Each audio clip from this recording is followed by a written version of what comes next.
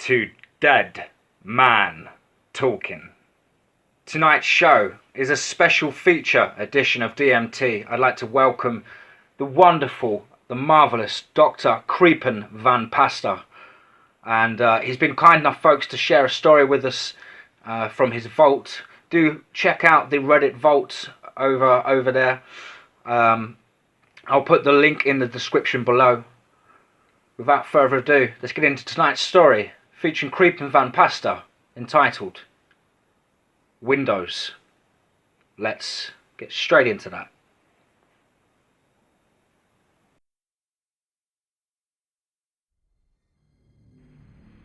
It's true, what they say.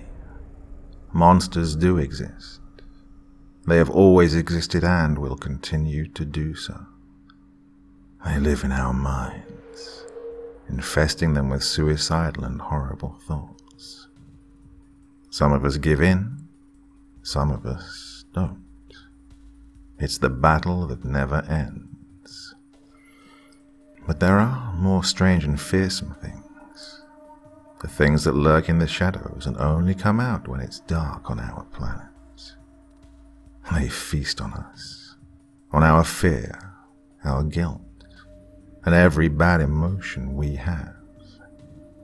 This is a story about one of those things that want to destroy our people, kill us, torture us. I stare at the TV screen. Just some classic bullshit about politics again. My mind wanders off to several different thoughts. My wife, my job, my family. I work for the local police station and, since there are rarely any crimes in this town, we mostly eat donuts, drink coffee and get fat. Although I wouldn't call myself that. I go to the gym every day and try to eat healthy. Although tonight, I have a bag of chips with me. A thought comes rushing into my mind.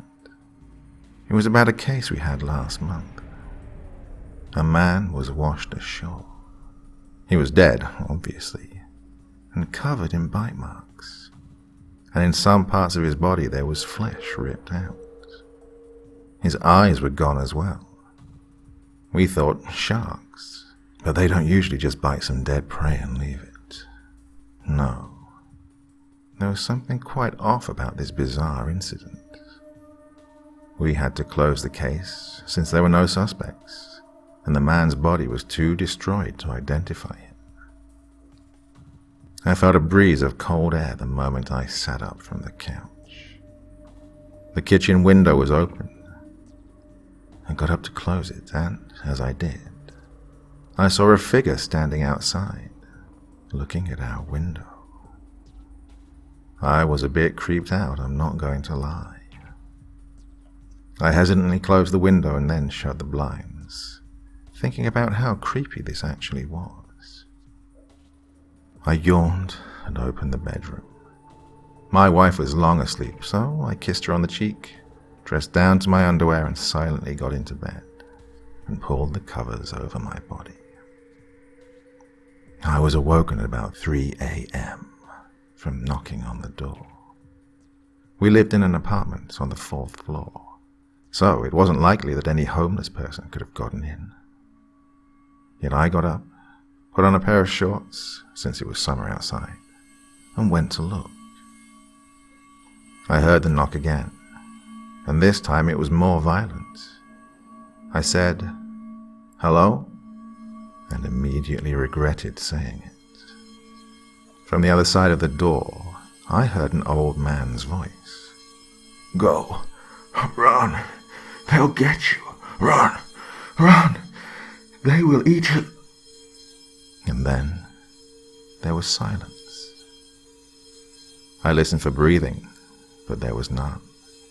In fact, it was way too quiet, more than it should be.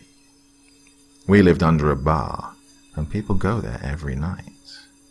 I was really creeped out when I, once again, felt cold air rush up my back. I looked behind me and saw the window in the kitchen open again. What? I'd closed it when I went to sleep.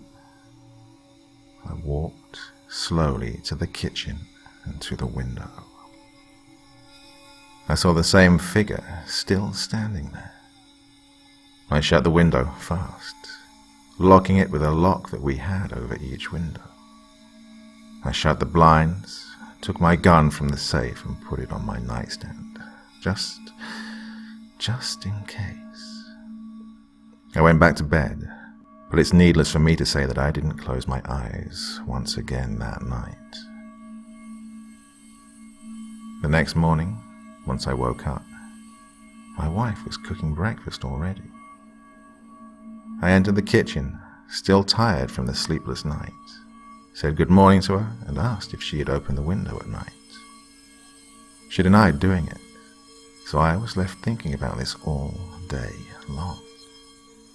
I won't bother telling you about my workday because it was boring as hell.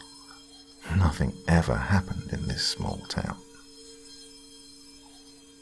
I got home before my wife because she works at the mall and she comes home at 8.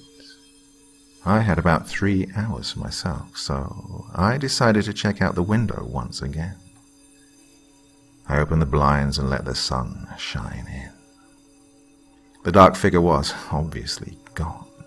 Nothing seemed off or out of the ordinary. The window wasn't broken or anything, and I had no explanation as to how it had opened, if none of us had done it. We don't have strong winds here. Not ones that will blow open a shut window. Definitely not. I was confused. Things like this just don't happen. I don't believe in ghosts or anything like that. I decided to throw some bad thoughts out of my head and go out to smoke a cigarette and wait for my wife to come home, since she only works a few 100 meters away from here and she's on foot.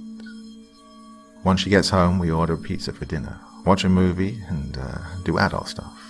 Talk, laugh, drink a bit. We go to sleep at around 1 a.m., and I check the window before we do so. It's shut. No figure standing outside this night. I go to the back door and check the lock on the door as well. Locked, and no sound outside.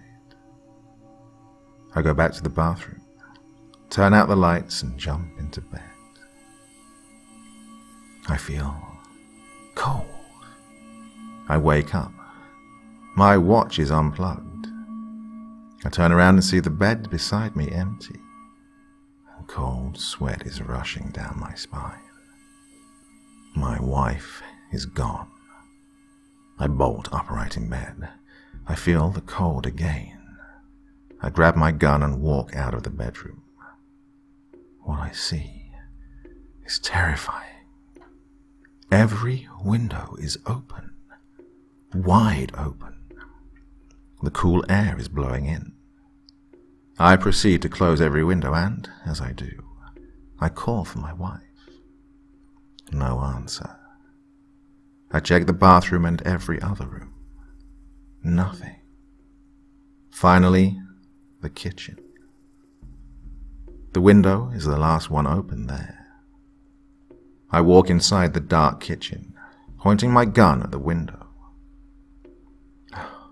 It's an intruder, I proceed to tell myself. But something inside me knows this is something worse. I don't dare to turn on the lights in the kitchen. I'm scared that I might see something I don't know.